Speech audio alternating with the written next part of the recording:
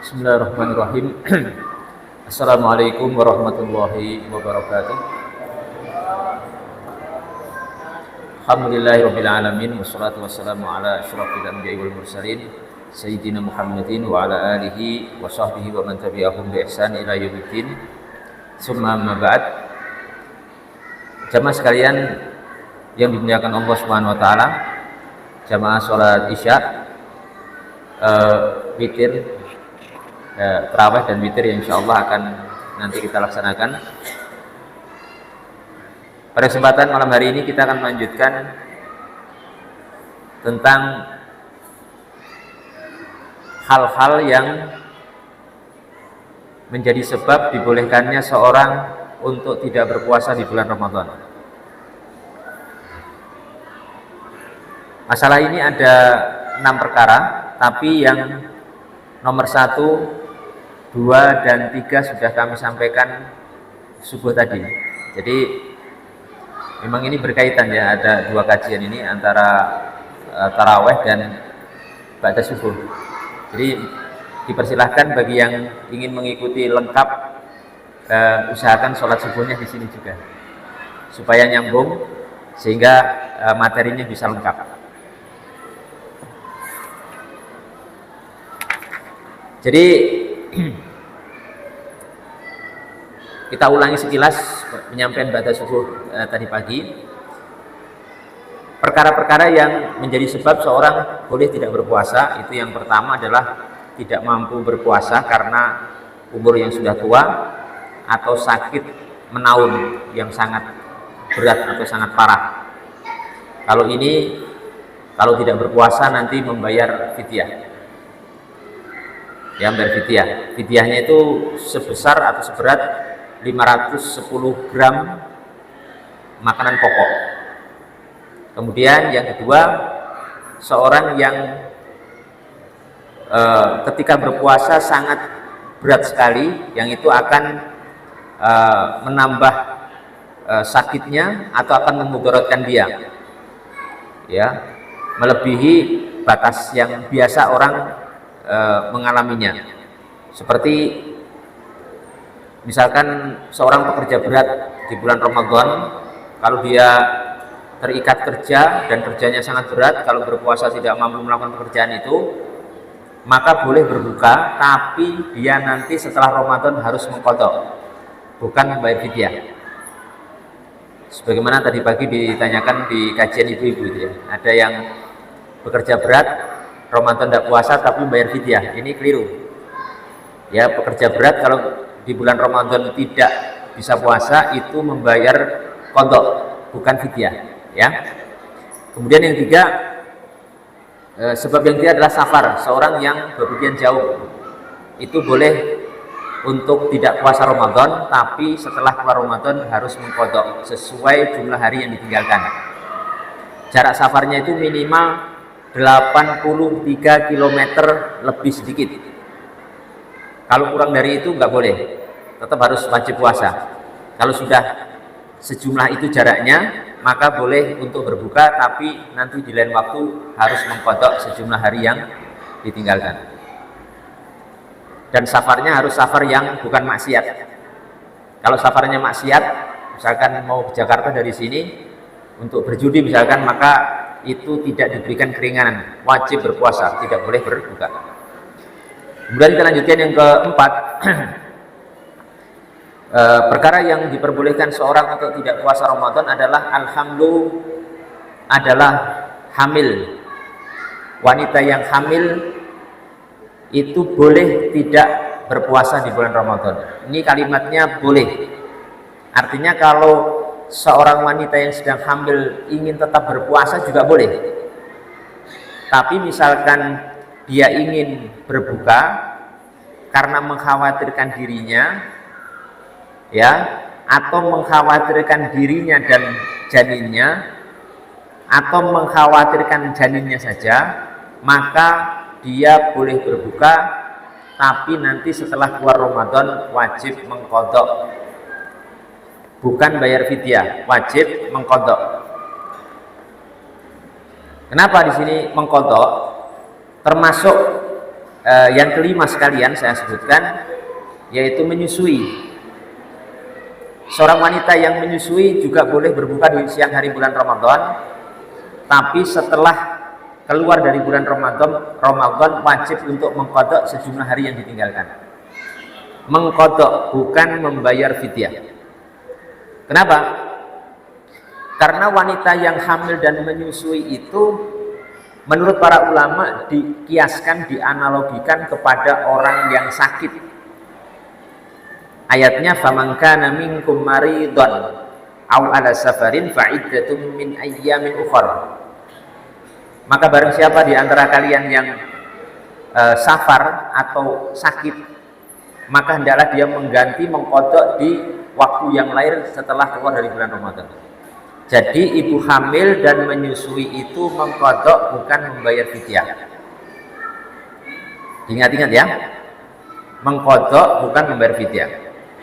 Yang mengqadha itu, yang membayar fidyah itu cuma dua jenis, Pak. Diingat-ingat yang dua ini. Yang boleh membayar fidyah itu cuma pertama, seorang yang sudah sangat tua renta, laki-laki atau perempuan, sudah tidak mampu puasa, umurnya 75 tahun, 80 tahun, 90 tahun. Misalkan kalau puasa sudah tidak mampu, maka orang seperti ini membayar fidyah. Bukan qadha, karena kalau diqadha ya juga tidak mampu kan membayar fidyah. Karena ini sudah tidak memungkinkan lagi. Kedua, yang boleh membayar fidyah, ya, yang boleh membayar fidyah adalah seorang yang sakit, tapi sakitnya ini sakit yang sangat parah dan la yurjabuhu, sudah tidak diharapkan kesembuhannya. Potensi sembuhnya sudah sangat kecil. Misalkan sakit gagal ginjal, sakit stroke, sakit lumpuh, ya, atau yang semisalnya sudah tidak bisa bangun. Ini kesembuhannya sangat kecil kemungkinannya ini. Nah, kalau seperti ini apa? Ini membayar fidyah. Cuma dua golongan ini saja. Selainnya mengqadha. Termasuk ibu hamil dan menyusui itu mengqadha, bukan membayar fidyah. Ya, dan ini merupakan pendapat hampir semua ulama. 4 madhab bersepakat bahwa ibu hamil dan menyusui itu mengqadha. Madhab Hanafiyah, Malikiyah, Syafi'iyah, dan Hanabilah itu semuanya sepakat mengqadha ibu hamil dan menyusui, bukan membayar fidyah. Karena tipe ibu hamil dan menyusui itu seperti orang sakit yang biasa, bukan sakit yang menahun, sakit biasa saja. Seperti kalau kita sakit meriang 7 hari, sakit meriang 15 hari, cuma gitu saja. Bukan sakit menahun, bukan termasuk orang yang tua renta, tapi seperti orang yang sakit biasa sehingga harus mengqadha, bukan membayar fidyah. Kemudian saya tambahkan di sini ketentuannya sedikit, diingat-ingat. Ini ada tambahan untuk ibu hamil dan menyusui. Ingat-ingat ya, kalau yang dikhawatirkan dia tidak puasa itu yang dikhawatirkan dirinya sendiri, hanya untuk dirinya, si ibunya saja, maka ini hanya mengqadha. Itu pertama. Tapi kalau ibu hamil dan menyusui itu berbuka di siang hari Ramadan, tidak puasa, yang dikhawatirkan itu adalah janinnya yang dikandung atau bayinya, atau dirinya dan bayinya atau janinnya, maka dia harus mengqadha plus membayar fidyah. Ya, mengqadha plus membayar fidyah. Jadi yang ditinggalkan berapa hari? 7 hari umpamanya, atau 20 hari. Qadha 20 hari plus membayar fidyah sebanyak 20 hari. Perharinya 510 gram beras. Tapi kalau yang dikhawatirkan dirinya sendiri, tidak janinnya, tidak bayinya yang sedang disusui, maka cukup mengqadha saja. Ketentuan ini ada di 3 madhab menurut Imam Malik bin Anas, Imam Syafi'i, dan Imam Ahmad bin Hambal. Ini merupakan pendapat dari mayoritas ulama. Kemudian yang terakhir, perkara yang diperbolehkan seorang untuk tidak berpuasa di bulan Ramadan adalah seorang menyelamatkan jiwa yang memang dimuliakan untuk diselamatkan jiwanya atau nyawanya, yang dengan itu dia harus berbuka. Misalkan gini, ada seorang muslim masuk sungai terbawa arus. Ini kalau nggak diselamatkan karena orang ini tidak bisa renang. Kita bisa renang dan tahu di dekat situ, maka kita menolong, tapi konsekuensinya nanti kita membatalkan diri. Supaya kuat kita membatalkan diri, mungkin minum air sungainya itu atau air yang ada di situ kita minum untuk membatalkan supaya bisa menolong orang yang mau tenggelam, yang mau meninggal ini. Maka orang seperti ini juga boleh untuk berbuka, membatalkan puasanya, ya, karena untuk menyelamatkan sebuah nyawa seorang muslim, yang satu orang muslim itu nyawanya lebih berharga daripada dunia seisinya. Nanti ketika dia berbuka, maka setelah keluar dari bulan Ramadan, dia harus mengqadha satu hari yang dia batal untuk menolong seseorang tersebut. Jadi itu kurang lebih jamaah yang dimuliakan Allah Subhanahu wa taala, 6 hal seorang boleh untuk berbuka di siang hari bulan Ramadan, tapi konsekuensinya pertama mungkin membayar fidyah, yang kedua mungkin mengqadha di lain waktu ketika sudah keluar bulan Ramadan, sejumlah hari yang ditinggalkan ketika dia meninggalkannya. Kemudian sebelum saya tutup, di sini ada satu hal yang kemarin terlupa ya, tentang masalah niat puasa. Misalkan seorang setelah sholat tarawih tidak niat, belum niat puasa besok, langsung tidur, lupa. Kemudian bangun-bangun pas jam sahur, langsung bangun, dengar sahur, dia bangun, langsung makan sahur. Terus adzan subuh dia berhenti, langsung sholat subuh. Ini apakah sekedar seorang makan sahur itu sudah mewakili niat dia puasa dan puasanya sah atau belum? Jawabnya yang benar sudah mewakili.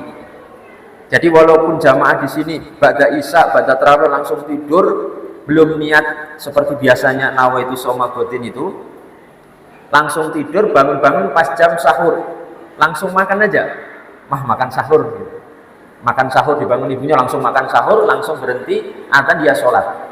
Ini sudah sah. Sebab apa? Sebab makan sahur itu identik dengan puasa. Nggak mungkin orang makan sahur nggak puasa, itu nggak mungkin.